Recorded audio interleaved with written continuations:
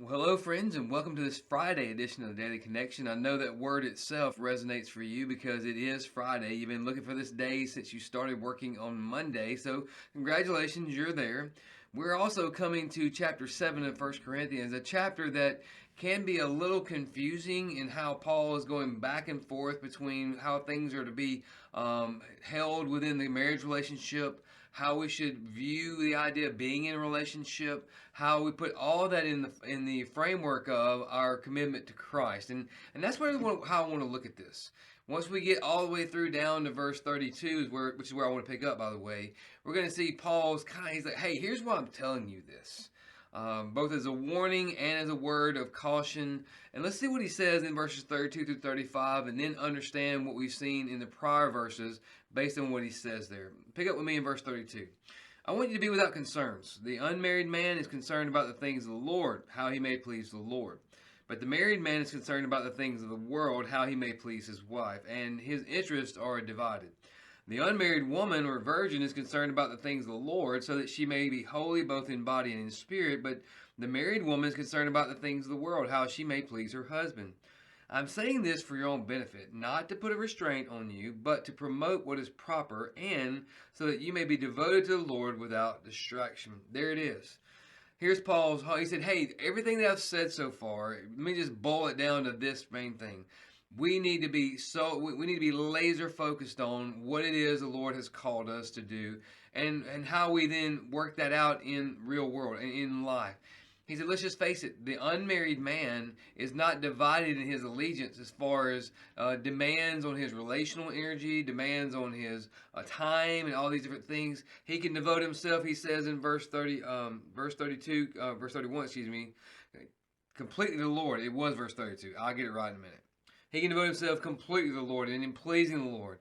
Yet the married man, his energy, his affections, and to some degree his priorities are divided, and that he must be focused on pleasing his wife as well as pleasing the Lord.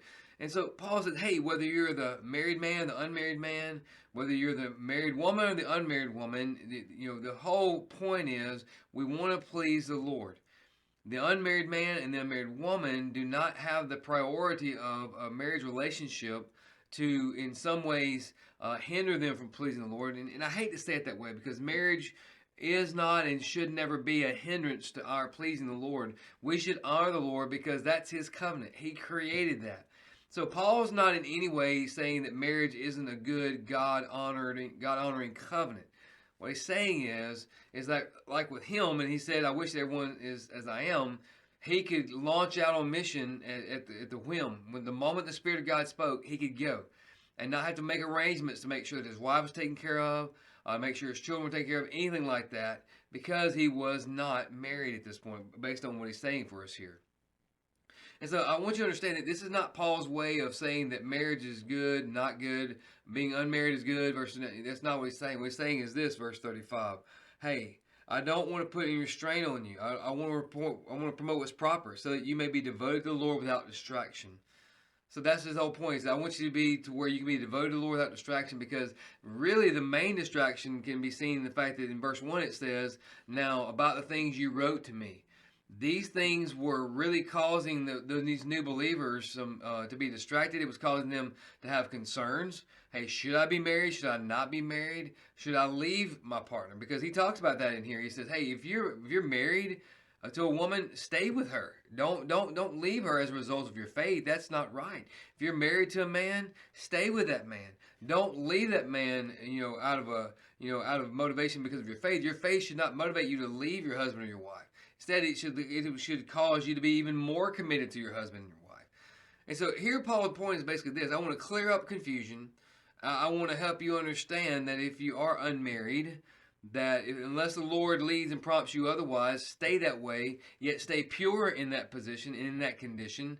Stay morally pure, stay ethically pure, stay spiritually pure, so that you're not distracted by the things of the world and you're fully and completely devoted to Christ. Because let's face it, there are some folks who are not currently within the bonds of covenant marriage that are still distracted. Their passions and desires are still divided, more directed toward the things of the world. So that doesn't automatically mean that you're going to be committed to Christ. Paul's whole point is this: commit yourself wholly and completely to Christ. And for those of you who are married, that starts with your relationship to your wife, being all that she needs of you to be as a husband. That starts with your relationship to your husband, being all that he needs for you to be to him as his wife, honoring the Lord through that, and then you work that out in terms of, should the Lord bring you in a condition where you have children, you want to raise them in a way that honors the Lord. And so that's the whole point, Paul's saying. Hey, the whole point is this: I don't want anything distracting you from the priority of honoring the Lord in everything we say and we do. So as you read through these verses, it's going to get a little confusing. And at times, you're going to scratch your head saying, huh? Really, Paul? But understand that his whole point is that we don't want to be distracted by the many other things that might demand our time and demand our attention. Instead, we want to be solely and completely focused upon honoring the Lord, serving him and being committed to him fully, and then working that out through the relationships that are currently in our life and that may come into our life. Well, friends, speaking of relationships, we exist as a very unique relationship. That is the body of Christ, the church. And one of the ways the church shows itself to the world as a city on a hill, as a light on a lamp, is that we come together for corporate worship.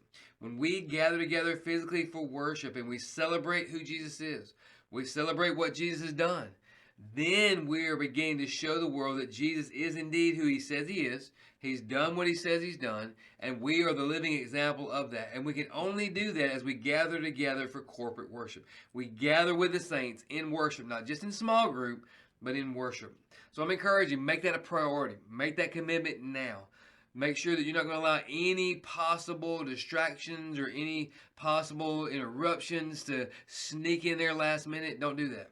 Instead, make that commitment, make it a priority, and then come Sunday, gather together with the saints for worship.